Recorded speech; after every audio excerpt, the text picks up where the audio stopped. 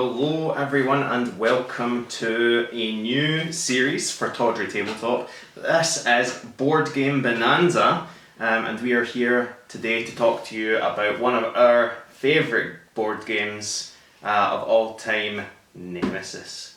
Okay, so I'm talking about this game to anyone that I'm trying to either suggest it to or introduce it to. I always start with one basic question. Do you like Alien? Okay, do you like the movies? Any of the other sort of supporting media? But if you do, Nemesis is the board game for you because despite the name, it is basically Alien. It is a massive rip in the best way. It's a massive rip in the best way. It was made by Awaken Realms after a successful Kickstarter, as they do, and it has been published since. So what is Nemesis? Okay, so the setup of the game is that you and the other players, you can play up to 6 players, all awake from cryostasis on a spaceship. And of course something has gone wrong. So it is the job of you and the rest of the crew to explore the ship and sort out the problems, and if you're very unlucky, deal with intruders, aliens. At first, your goals, what you are trying to do, it can just be something for the company. Make sure you're going to the right place, maybe get some materials, but once the aliens arrive, that is when it changes. Yeah, absolutely. So when the game's set up, you're given 2 objectives. One is a personal objective and one is a corporate objective. So all the players work for a company who I can't remember the name of, but it's basically Weyland-Yutani. Again, it's a different name, but it's the same thing. And the corporate objectives tend to be much more nefarious than the personal objective, so it tends to be things like make sure the ship explodes or kill player X, so it could be another player number. So you're all given numbers from 1 to 6, and your objective could be to kill player 4, for example. And the personal objectives tend to be make sure that everyone goes back in cryo, make sure that the ship goes to Earth. So when you awake, the gameplay is you and the crew are going around and are basically trying to identify the status of the engines, because that's very important, because if the engines are malfunctioning, the ship will explode. You then have to identify on the opposite end, so it's 2 ends of the ship, one for the engines and one for the navigation. Okay, so you need to assess where the ship is going, because it could have changed while you're in cryostasis. And then once the intruder appears, you have to choose between one of your 2 objectives. And it's completely up to you at that point, so it'll depend on which one do you think will be easier to achieve, because you only win if 1, you survive, and 2, you complete one of your objectives. Okay, so for example, if player 4 is very wounded and you have the objective kill player 4 and the intruder shows up and savages them, well then maybe it might just be easier to choose that objective and close the doors in the room that player 4 is in so that they can't escape. So it leads to a very dynamic game where things change very, very quickly. You can play completely cooperatively if you don't like to play a kind of, player versus player. And there are specific co-op objectives for that the team has to pick from. I think you pick 5 at the beginning of the game? We usually do it, they would do 1 pick each, and we have to get all of them in order to win. If we don't manage to achieve them all, we have failed. Yeah, I believe you pick 5 to begin with, and then you have to choose 3 when the first intruder appears. This is a game with a lot of house rules. It is. It probably shouldn't be, but we have a lot of house rules. Now, as you can see, okay, this is actually, there's the box itself, and we also have this organizer, because as you will find as you buy board games, war games, RPGs, the hobby also becomes a hobby of exercising, which I'm not the expert in. That is our lovely camera woman Yvette. I like to organise. So we use, for example, this is one of the solutions we use. It's just a simple drawer setup, and if we look for different ones, yeah, you can have them at the side. You don't need to take them out. Yep. They're already in a container. You can get these at any home bargains, any of those sort of shops. Very easy.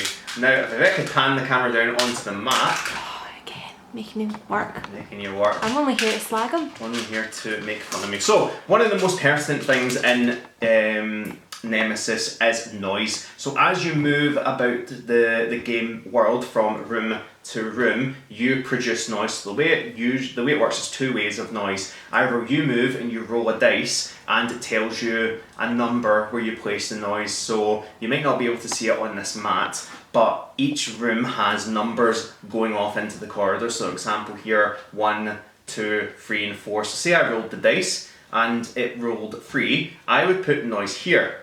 Now it's the start, this isn't anything, it's not too stressful, but what quickly happens as players move about to, connecting rooms is that noise slowly starts to get placed in more and more to ratchet up the paranoia. And what happens if all the rooms have noise surrounding them is that... Well, if the room has noise in every corridor. Yeah, if the room has noise in every corridor, including what we call technical corridors, a lovely intruder appears. Maybe. You have to use the intruder bag. You do have to use the intruder bag. It's very likely. It's probably going to be an adult, which is the one we have right there. So you would pull from this lovely branded Nemesis bag, and there's little card tokens that tell you what sort of alien you will pull out, which usually will be one of the adults here, or if you're very unlucky, it could be the Queen. Okay. Shoot you and kill you. What happens then is the alien intruder may attack, depending on how many cards you have in your hand. In combat is based, intruder alien attacks are based off of that. So what it does is it's very good at ratcheting up tension as you're moving. You start to think more, should I move? And also the other way that you can do to reduce noise, movement and noise, is that you can choose to spend 2 cards, because this game uses cards as action economy. You have a hand of 5 and you can spend those 5 is that you can do a careful move, and what that happens is you spend 2 cards instead of the usual 1 for a move, and you can choose where the noise goes, which gives you a lot more control rather than it being random. Of course there's still limits. Of course, if there's 4 corridors that all have noise, okay, you can't put noise on a corridor that already has noise, so it's inevitable at so some if points. you roll a 3 twice, then that is also going to result in you having an encounter. Yes. There are some things you can do other than going carefully, which we're discussing now. You can follow someone else into a room, so they've already put down noise. If someone in that room is not creating any more noise, but it means that you are following the same sort of path, you're not investigating more places, so it might work for you, it might not. It may not. Now, it can mean for in the games as they go longer that noise is continually put on the map, and it becomes inevitable that there will be multiple intruder events. So there are house rules about...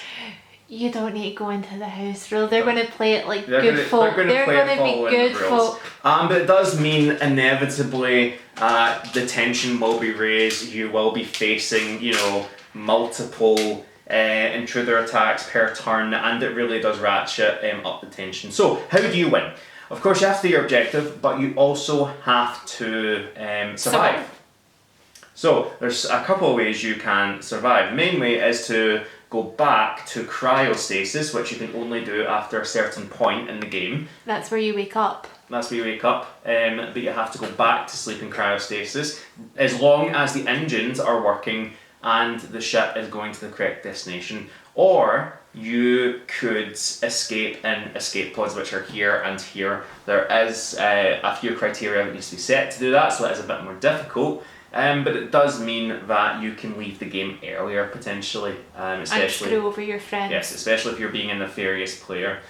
The game can be swingy in terms of the combat, particularly the combat with the intruders, because it's all based off of drawing from a deck of intruder attack cards, for example. Here's some examples here. So what happens is when an intruder attacks, you draw a card, and you might be able to see, it's quite hard to see. I will do my best. If it can zoom in for us. You can see the number 2 in the corner. That's number 2. Okay, but it has symbols. Those symbols dictate which alien can do that attack, so which intruder, because not all the intruders can do the same attacks, and it then tells you at the bottom what the wounds are. Okay? But it can very quickly, if you're drawing the wrong cards, just become a cascade. And then when you're pulling for damage, what happens is when you attack a intruder, you also draw one of these cards. Okay, but the number at the top, for example, here it's a 4. Less lucky for you this time. That dictates the health. So as you saw there, this card was a 2, so only a 2 health, but now it's a 4. So it can feel quite random, it can feel quite swingy. You know, character death in this game can and will happen very quickly and without warning. I like to put David's corpse on the Queen, so she's carrying him around. Which, when we talk about Alien, and that's what I would say about this game, this is, for better and for worse, the best adaptation of, you know, the Alien franchise in a board game that you could possibly have. It does mean that sometimes your experience of the game isn't going to feel particularly. That's one for the blooper reel, but it'll probably show in the actual video. But it can feel very very pointless, because it can just be a game where you get unlucky, you're massacred, the Queen comes out, you know, turn 1, and just obliterates you before you've had the chance to tool up. It's very unlikely, but you know, it is random. You know, it's a very Ameritrash or Amerocentric board game. And you might end up being backstabbed. It can all be going well, and then your friend goes space crazy. I've done that on occasion, and decides to blow up the ship because if they can't get their things going, everyone is going to die. You can also self-destruct the ship as well, which sometimes can be an objective. Or you just don't like your friends at that particular moment. So it can be a very random game, it can be very swingy, it can feel pointless. However, when the game does work, it really does make you feel, I wouldn't say fantasy, but it makes you feel the experience of Alien, of the franchise, of waking up in a ship, having no idea about what's going on, slowly piecing it together and having to deal with the alien. Sometimes, you know, you'll clutch being able to kill the Queen, just as, you know, you go back into cryostasis or you get in the escape pod and you all cheer and it feels fantastic. So I would absolutely recommend Nemesis. There are several expansions. There are full... There's a full standalone expansion called Nemesis Lockdown, but there are also other smaller expansions which either add more aliens or add more gameplay features. It is quite expensive compared to, you know, sort of other board games, but I mean, you can just see even by the quality of the miniatures, you know, that is obviously part of what you're paying for. You know, Awaken Realms is well known for its, you know, its quality miniatures. Some people like them, some people do not. But again, you know, they really do fit the theme. They are a bit big, is my one and only complaint. The player characters, for example, and I'll get one of them out, are far smaller, and it does feel quite silly. Well, it's a massive monster. I know, but that's too much of a difference. You do sort of wonder how the Queen fit in this spaceship. Yeah, how does the Queen get in the spaceship? It can't be that tall, but you know, even the adult feels a little silly. It probably could be scaled down, but it is meant for painters and, you know, to really have a lovely, great time, which I've not done. But yeah, I would absolutely recommend Nemesis. You can, you know, pick it up online for various different prices. I wouldn't try to tell you what you'll get it for. If you want to get Nemesis Lockdown, do be careful, because even it is a standalone expansion, so that means it is playable on its own, but it's also a different game as well. It does have a different theme, it does have a different map, it does have different characters. So if you buy Nemesis Lockdown, it's not going to look like this. It will look different. We will cover Nemesis Lockdown in a different video. But absolutely would recommend Nemesis, would suggest as well, and we will do separate videos on this, you know, getting yourself some storage, because the second you take this game out of the box, you will quickly find that the box, well goods. It is actually one of the better ones. It's got lots of bits for the cards, even if the cards are sleeved, the miniatures fit in easily. But for tokens, you can't really get a great... No, you can't get a great solution in a board game box. So we would absolutely suggest one of these drawers or some other sort of form of storage solution. But absolutely, if you have not tried Nemesis before, I would absolutely give it a hearty recommendation. And if you have played it before, let us know some of your favourite stories about you and your friends. How have you screwed each other over? How have you survived? Have you self-destructed the ship? But I just called it Nostromo because, you know, it's just Alien. It is a little bit. Okay, thank you for watching. Hope you all have a lovely day, and we will see you again on Friday. Seriously though, play Nemesis, guys, it's good.